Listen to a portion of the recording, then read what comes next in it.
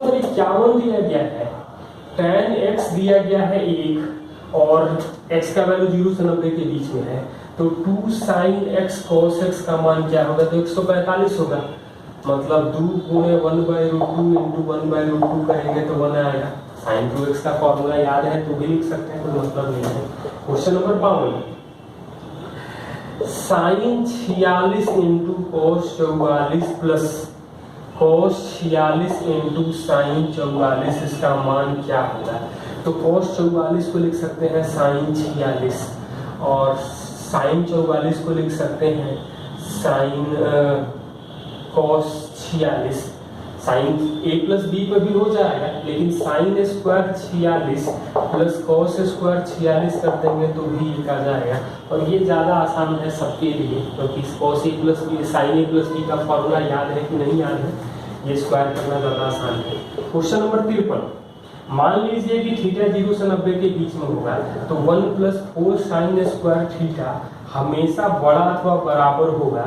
तो ये हम लोग लिख सकते हैं इसको 1 माइनस 2 साइन थीटा का whole square plus 4 sine theta. तो ये तो हमेशा 0 होगा या 0 से बड़ा होगा।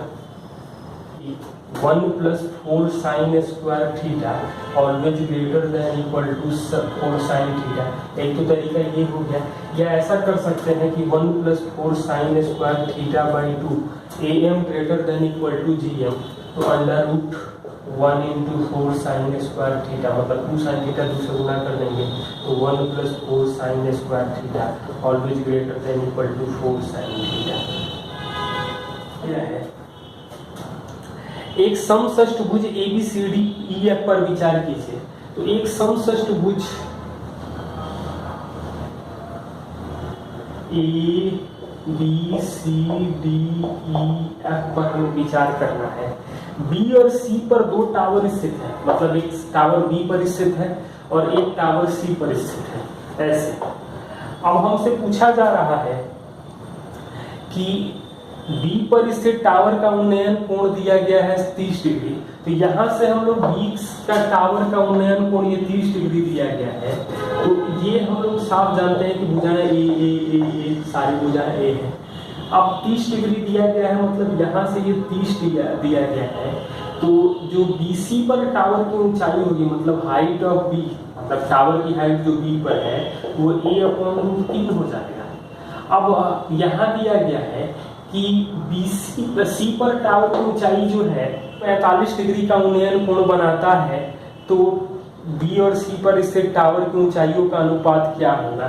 तो C पर क्या होगा, तो सबसे ये हम लोग देख सकते हैं कि जब ये एंगल 120 डिग्री है, ये 30 और 30 है, ये तो ए भुजाएं ए है, तो 90 डिग्री के सामने ए दिख रहा है, तो 30 के सामने आ जाएगा a/2 a/2√3, मतलब ये पूरी भुजा जो आएगी वो a√3 हो जाएगी। ये 45 डिग्री कोण दिख रहा है, मतलब height of tower at C, तो ये आ जाएगा हमें a√3। अब हमसे पूछा गया है h B/HC, मतलब B पर टावर की ऊंचाई और C पर टावर की ऊंचाई का अनुपात क्या होगा। तो a/√3 अनुपात a√3, तो ये तो कट जाएगा, यानी 1/√3 यानी 1/3 आ जाएगा, जो दो ऑप्शन में दिया गया है। कहीं ना कहीं कोई प्रिंटिंग मिस्टेक है। तो 55 दिया गया है tan 1 degree, tan 2 degree, tan 3 degree, इस तरह से tan 89 डिग्री तक का मान क्या होगा। तो ये हम लोग जानते हैं कि tan 1 और tan 89 का वैल्यू गुणा करेंगे तो एक आएगा, tan 2 tan 88 गुणा करेंगे तो एक आ जाएगा। तो tan 1 tan 89 tan 2 tan 88 इस तरह से करते जाएंगे तो लास्ट में tan 45 एक अकेले बचेगा और इन सब का मान एक एक होता जाएगा। तो 1 गुणे 1 लास्ट में फिर tan 45 एक है तो गुणा करेंगे तो एक आएगा।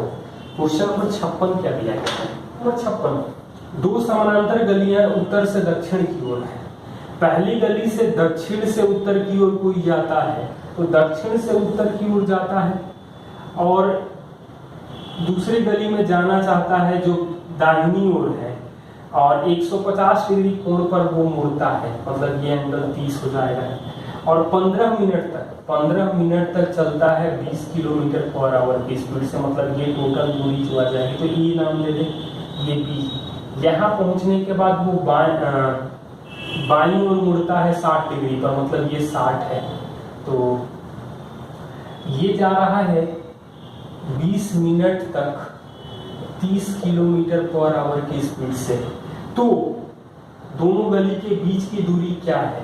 तो 20 मिनट 30 किलोमीटर पर आवर, मतलब ये दूरी तो 10 किलोमीटर हो जाएगी। अब यहाँ से हम लोग इसको ज्वाइन करें तो 15 मिनट 20 की स्पीड से, यानी कि ये दूरी 5 हो जाएगा। ये 60 है तो ये भी 60 है, ये 90 होगा। अब हम लोग 5 हाइपोटेनस दिख रहा है तो 2.5 30 के सामने आ जाएगा। तो दोनों गली के बीच की दूरी दिखाई दे रही है 12.5 किलोमीटर। तो 57 दिया गया है 3 tan थीटा बराबर cot थीटा। तो थीटा का मान क्या होगा 0 से 90 के बीच में, तो साफ साफ दिखाई दे रहा है ये tan स्क्वायर थीटा 1/3 हो जाएगा। तो थीटा का मान जो आएगा 30 डिग्री यानी π/6 हो जाएगा। क्वेश्चन नंबर 58, साइन स्क्वायर 25 और साइन स्क्वायर 65 का वैल्यू क्या होगा? तो साइन स्क्वायर 65 को साइन स्क्वायर 90 माइनस 25 यानी कि ये तो कॉस स्क्वायर 25 हो जाएगा। तो sine square 25 cos square 25 cos square 25 लिख देते हैं, वैल्यू 1 हो जाएगा। Question number 59, sine power 6 theta plus cos power 6 theta plus 3 sign square theta cos square theta का मान क्या होगा? और -1 भी है का वैल्यू क्या होगा? और ऑप्शन दिया गया है 0 1 2 4। या थीटा का मान हम लोग 0 रखेंगे तो 0 पावर 6 1 पावर 6 प्लस 3 गुणे 0 का पावर 6 1 का पावर 6 माइनस 1 यानी कि 0 आ जाएगा। नंबर 60, वास्तविक संख्याएं अल्फा बीटा गामा डेल्टा के लिए विचार कीजिए। और सेक अल्फा दिया है 1/4, tan बीटा दिया गया है 20, कॉसेक गामा दिया गया है 1/2 और कॉस डेल्टा दिया गया है 2। उपयुक्त विवरण में संभव नहीं है, तो कितने संभव नहीं है? तो सेक 4 नहीं हो सकता है। tan थीटा का मान कुछ भी हो सकता है। सेक थीटा और कॉसेक थीटा दोनों का मान -1 से +1 के बीच नहीं होता है। और साइन कॉस का वैल्यू 1 से बड़ा नहीं होता है, -1 और 1 के बीच में होता है। तो कितने मान संभव नहीं है? तो 3 मान संभव नहीं है, ये पूछा गया है।